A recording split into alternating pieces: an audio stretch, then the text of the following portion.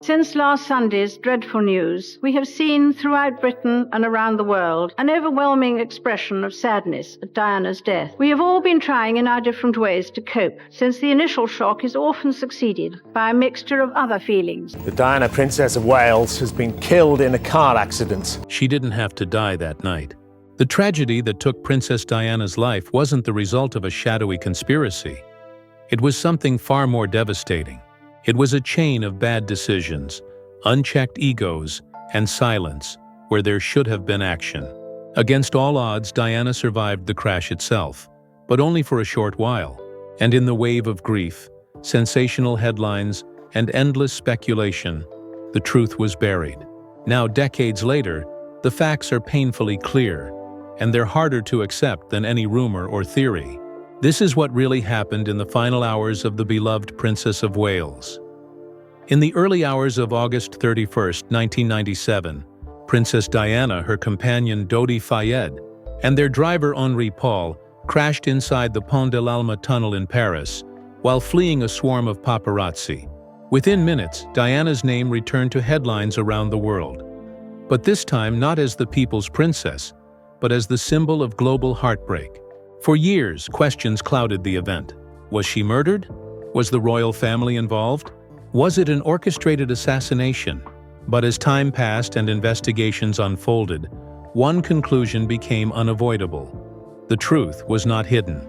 It was sitting in plain sight, tangled in human error, institutional failure, and a media culture obsessed with chaos. That night began like any other. Diana and Dodi were at the Ritz Hotel in Paris, owned by Dodi's father, Mohammed Al Fayed. Dodi and Di were eating dinner at the Ritz Hotel. For years, Diana had endured relentless media attention, but by then, it had reached fever pitch. A new romance, rumors of engagement, speculation of pregnancy. The press wouldn't leave her alone. Shortly after midnight, they tried to slip out of the Ritz through a rear entrance, hoping to dodge the flashing cameras. Henri Paul, the deputy head of security, got behind the wheel. Their destination was Dodi's nearby apartment. A decoy car was sent from the front to distract the paparazzi, but it didn't work. Within moments, the real car was spotted, and a pack of paparazzi on motorcycles gave chase. The car they used, a black Mercedes-Benz S280, wasn't armored or equipped for that kind of pursuit. And Henri Paul was no professional chauffeur. More importantly, he should not have been driving at all. Toxicology reports later revealed his blood alcohol level was more than 3 times the French legal limit, with prescription drugs in his system. But urgency overrode reason. He drove, and the chase began.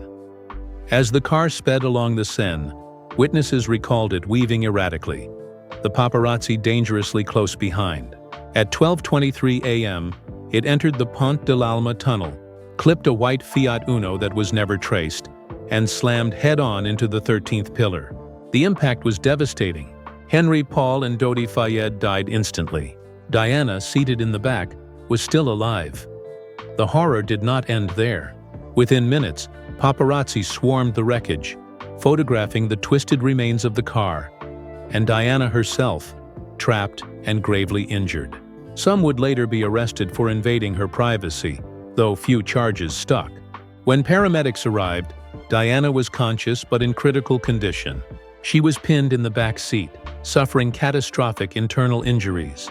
French emergency protocol required treating her at the scene before moving her, so she was stabilized for more than half an hour.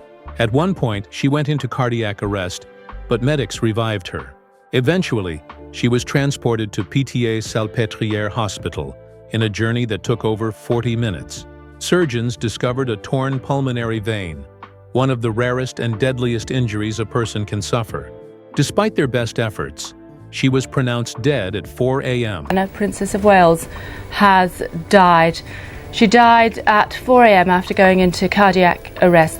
The only person who survived the crash was Dodi's bodyguard, Trevor Rees-Jones, seated in the front. He wore his seatbelt.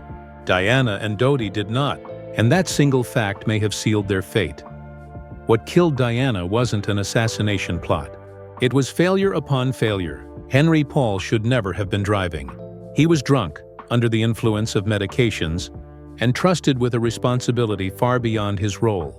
A trained chauffeur was available but not used. The seatbelts, another simple safeguard, were ignored. Diana herself had once been an outspoken advocate for seatbelt safety, especially for children, and investigators later concluded she may well have survived if she had worn hers.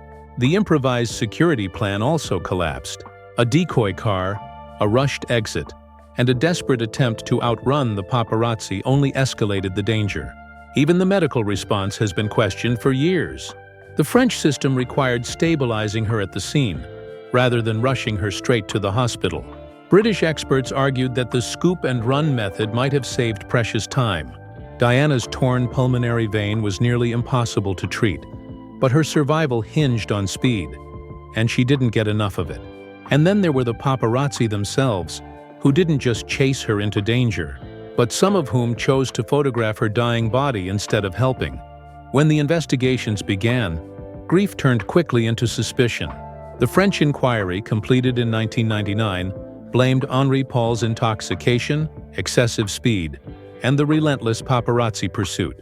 It ruled the crash a tragic accident. But in Britain, pressure mounted.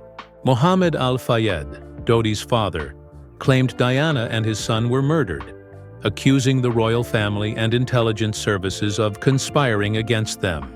His words echoed through the media, fueling years of public doubt. Why wasn't she wearing a seatbelt? Why was Paul allowed to drive? Why were there no clear CCTV images from the tunnel? In 2004, Britain launched Operation Paget, one of the most detailed crash investigations in history. Over 400 witnesses, 20,000 documents, and years of work led to the same conclusion. No conspiracy, no assassination, no foul play. But it did confirm what many feared. Negligence, chaos, and recklessness had played the starring roles. In 2007, a British inquest went even further. After months of testimony, a jury concluded Diana and Dodi were unlawfully killed by Henri Paul's gross negligence and the reckless pursuit of paparazzi. Not an accident, not murder, something in between. If there were villains that night, they weren't secret agents. They were men with cameras, fueled by greed and a market hungry for every detail of Diana's private life. For years, she had been the most photographed woman in the world.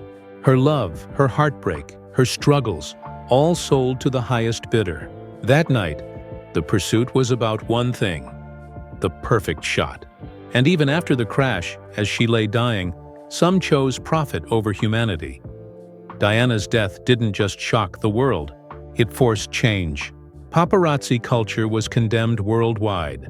Laws were revisited, and the royal family itself was criticized for its cold response.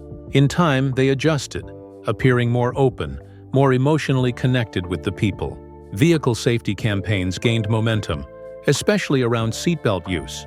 Trauma medicine studied Diana's case for lessons that might save future lives. And journalism ethics began pointing to her story as the ultimate warning of crossing the line.